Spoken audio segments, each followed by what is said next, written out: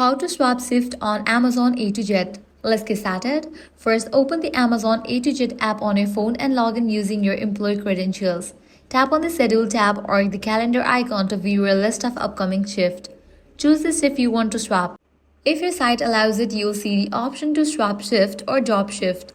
A list of available shifts will appear. Choose one that fits your schedule, then confirm your swap and submit the request. Some shift swaps may require approval from your manager or the other associate involved. You will get a notification once it's approved or denied.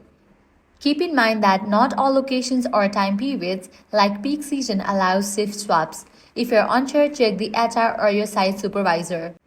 And that's how you swap shift on Amazon A to Z app in 2025. If this guide helped you out, do not forget to like, share, and subscribe.